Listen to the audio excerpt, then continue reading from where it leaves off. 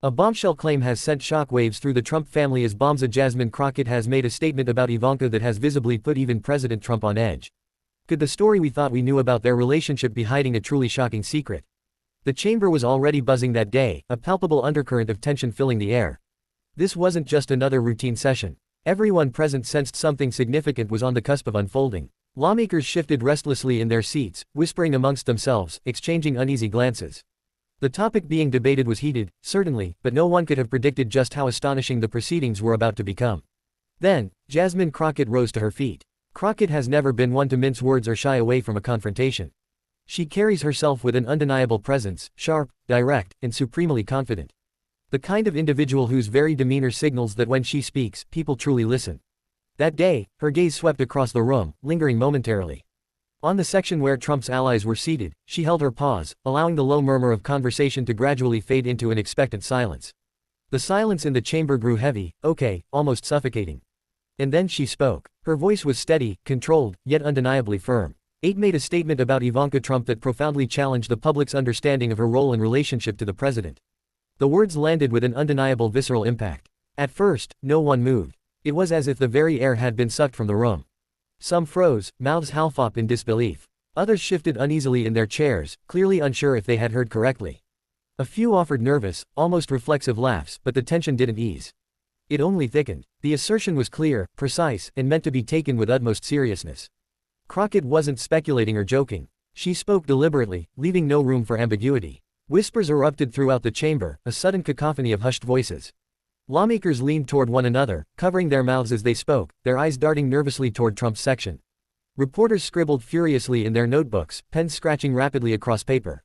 Even the usually unflappable aides in the back paused, frozen by the gravity of what they'd just heard.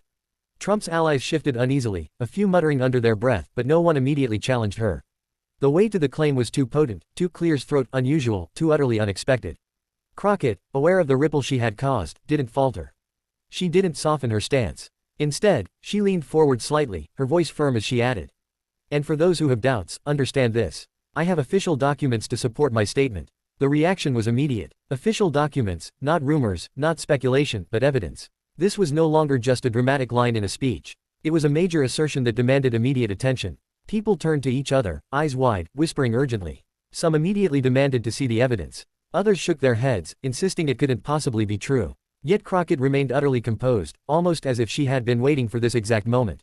In that instant, the chamber felt less like a legislative hall and more like a courtroom, where a surprising accusation had just been presented.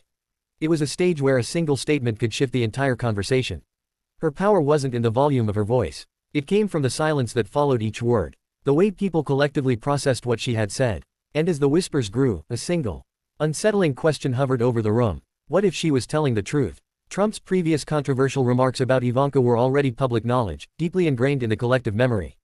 People remembered his interviews, his often usual comments about her appearance, and the distinct way he spoke about her in past media appearances. So now Crockett's words didn't fall into empty space. Instead, they landed on a public record already colored by unusual statements and a persistent public curiosity about the dynamics of their relationship. Some lawmakers immediately avoided eye contact, staring intently at their papers as though the floor might open up beneath them. Others exchanged knowing looks, silently acknowledging that this revelation was utterly unlike anything discussed before. And in that electrifying moment, one thing became crystal clear. Jasmine Crockett had profoundly shifted the entire atmosphere in the room. No matter how quickly some tried to downplay it, no matter how strongly allies might respond, the words had been spoken. The understanding of Ivanka Trump's role and connection to Donald Trump had been challenged. And once words like that are out there, once such a significant question is raised, they don't disappear. They resonate. They linger. They leave indelible questions that no denial can completely erase. The moment Jasmine Crockett's words left her mouth, the chamber felt undeniably different. Like a spark igniting a dry forest, the reaction was immediate and widespread. People weren't just surprised by the assertion itself. They were stunned because deep down many had already heard statements, interviews, and media sound bites that made her revelation feel, at least in some unsettling way, plausible. Everyone vividly remembered how Donald Trump had spoken about Ivanka. Over the years, it was rarely ordinary. Wasn't the kind of language most fathers typically use about their daughters. The most striking memory that resurfaced for many was from a television interview. Trump, ever casual and confident, had famously said, "If Ivanka weren't my daughter, perhaps I'd be dating her." The audience had laughed nervously at the time. The interviewer had chuckled, clearly unsure how to respond. Trump had merely smirked, visibly enjoying the attention. That statement had lingered, replayed in clips over the years, serving as a persistent reminder of the unusual way he often discussed his own family. Then there were his numerous appearances on talk shows. Those who followed interviews from 2004 and 2006 remembered some of his more controversial remarks. Comments that generated widespread public criticism. Words that sparked intense discussion about boundaries and propriety. Those statements traveled far, plastered across headlines, dissected on radio shows, and whispered about in households across the country. To some, they revealed Trump's unvarnished style in casual settings. To others, they were simply part of his larger-than-life personality. But for anyone truly paying attention, the remarks never entirely felt normal. Trump didn't stop at words about dating possibilities. He often praised Ivanka's appearance in public interviews, frequently mentioning her height and general attractiveness. Some of his phrasing drew particular criticism and scrutiny, especially from commentators who found it remarkably unusual for a father to speak about his daughter in such a manner. For many, these comments were deeply uncomfortable. They were genuinely concerning. For almost everyone, they were utterly unforgettable. Now imagine sitting in that chamber, hearing Crockett stand up and make a statement about Ivanka Trump that profoundly challenges established perceptions. The past remarks suddenly resurfaced in the room like unsettling echoes. Statements that once seemed merely awkward or strange now carried an entirely new heavy weight. Lawmakers exchanged quick glances, their expressions silently reflecting the same unsettling thought. Could this new claim actually explain the pattern of Trump's statements over the years? Could it shed a completely different light on his unusual commentary? The true power of Crockett's statement wasn't only in what she had just said. It was in how it seamlessly connected to publicly documented statements made by Trump himself. Words spoken on television, on the radio, before vast audiences. Words that were impossible to ignore and which the public had in truth never entirely forgotten. Every time Trump made a new comment about Ivanka in interviews or media appearances, those old remarks inevitably resurfaced online, replayed, dissected, and analyzed. They had become an undeniable part of the public's awareness of the unique Trump family dynamics. So when Crockett presented her assertion, the room didn't hear only her voice. They heard it layered over years of Trump's own words, comments, and interviews. This pre-existing context profoundly amplified her statement, making it resonate far more strongly than an isolated claim ever could. Suddenly, those past statements were no longer isolated incidents. They became part of a broader, more intricate narrative, one that compelled people to pause and deeply reconsider everything. That's precisely why the impact was so sharp. Crockett didn't need to shout. She didn't need to demand attention. She simply connected a new profound claim to a long public history of statements. And the connection itself carried immense force. The whispers in the chamber were no longer just about Crockett. They were about Trump, his behavior, and the unsettling patterns in his words. Legislators silently ran through years of interviews and quotes in their minds, asking questions they weren't yet ready to voice aloud. Could this explain the perceived closeness between father and daughter? Could it explain her significant influence in his decision-making? Could it even shed light on a bond that had often seemed unusually strong, even unconventional? Oh, no one dared to speak these questions openly, yet their presence hung in the room, palpable, heavy. Crockett stood tall, observing the profound ripple effect of her statement unfold across the faces of her colleagues. She had masterfully used publicly known statements to frame her assertion in a way that made it utterly impossible to ignore. Words over time can fade. But when they are placed in the right context, when a spark is struck, they can ignite renewed and intense attention. That day, Crockett had struck precisely that spark, and the reaction was spreading like wildfire. The whispers still bounced off the chamber walls when Jasmine Crockett calmly raised her hand for silence. Her face was serene, almost too serene. This wasn't the look of someone idly tossing out a random accusation. This was the look of someone holding truly significant information close to her chest, fully aware of the absolute attention she had captured. And then she delivered the words that made every head in the room snap toward her. "I have documents, official records, verification." A profound ripple swept through the room. Gasps, murmurs, a few skeptical, nervous chuckles. The words documents and verification carried a weight no one could possibly ignore. Up until that very moment, some had assumed her initial statement was simply dramatic. A rhetorical jab meant to unsettle Trump's allies, but now she was unequivocally claiming to possess official records. The chamber shifted, transitioning from surprise to outright disbelief. People craned their necks, straining to see if she actually held anything in her hands. Was she bluffing? Could any of this truly be real? Crockett didn't rush. She allowed the suspense to build, a palpable force in the room. She stood tall, hands resting casually on the desk, her gaze steady and unflinching as she began to elaborate. She spoke of government-issued records, of certificates, of legal documentation, pieces of paper recognized by the state, not by politics or fleeting public opinion. In her words, these were records that could profoundly illuminate long-standing questions about certain family dynamics and public roles. The murmurs grew louder, more agitated. Reporters' pens scratched even faster. Colleagues whispered urgently, leaning in conspiratorily. The word records moved like an electric current through the room. Crockett didn't stop there. She mentioned other official documents, registrations, licenses, and filings that, according to her, could clarify intricate relationships and titles in ways previously unseen by the public. The silence that followed her pronouncements was heavy, pressing down on every shoulder. It wasn't empty. It was dense with curiosity, disbelief, and a mounting tension. Some of Trump's allies shouted back, their faces flushed, their voices echoing with indignation.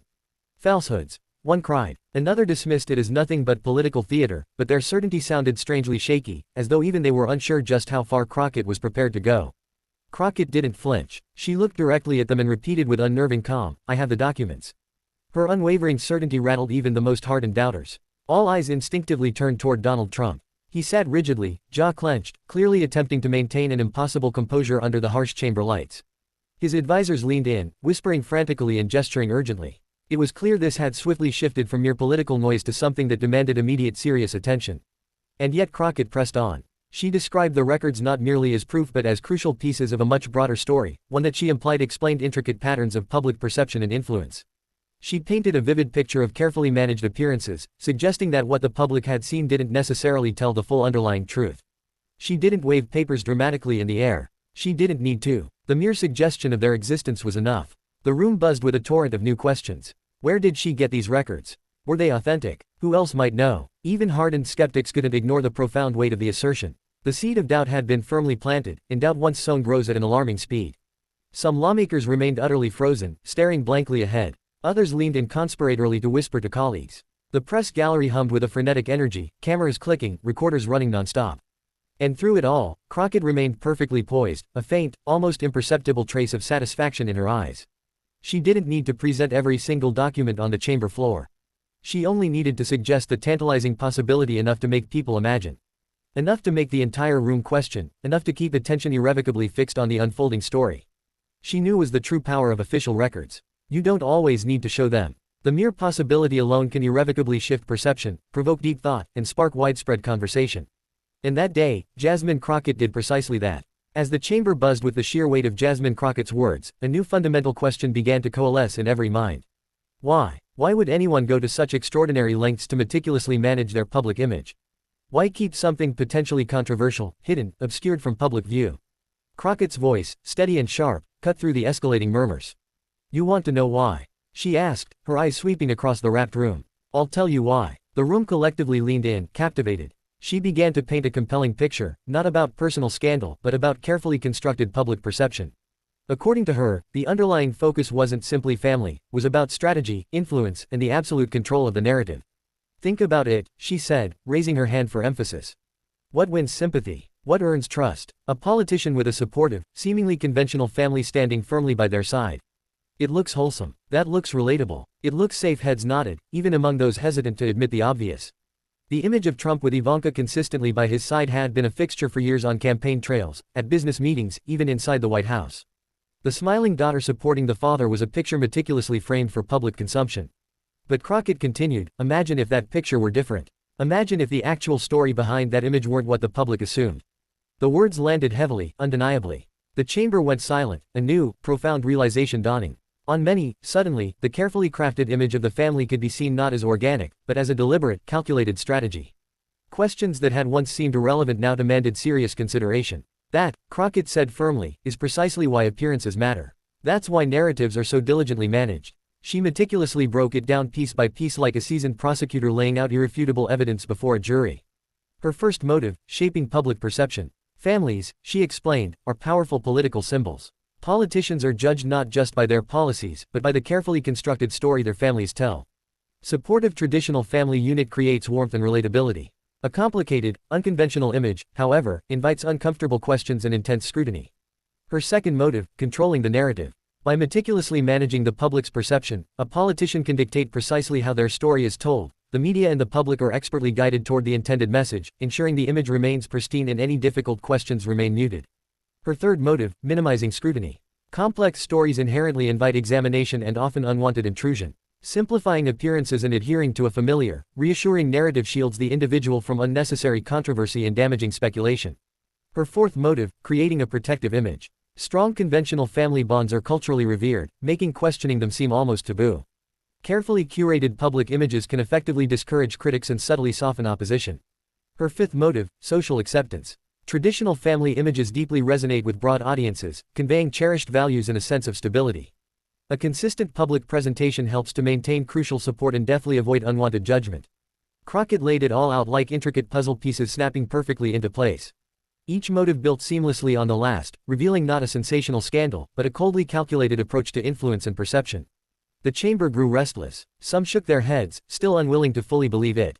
Others leaned back, thoughtfully absorbing the chilling strategy she had just described. Then she delivered her final poignant point. This isn't just about appearances, she said quietly, her words carrying immense weight in their unnerving calmness. It's about profound influence. It's about meticulously crafted image. It's about the deliberate choices people make to maintain absolute control in the public. They often unknowingly only see what's meant to be seen. Echoed through the chamber, stark reminder that public perception is a powerfully managed construct, and that every public image tells a carefully selected story. Crockett had taken the discussion further than anyone expected. She wasn't accusing anyone personally. She was exposing with surgical precision how narratives and appearances can be orchestrated. And now that intricate strategy was laid bare for all to see. The room was still buzzing with a low hum when the full weight of Jasmine Crockett's claims truly began to settle. But for one person in particular, there was no hum, no buzz, only a cold, creeping panic. Donald Trump. He sat rigidly in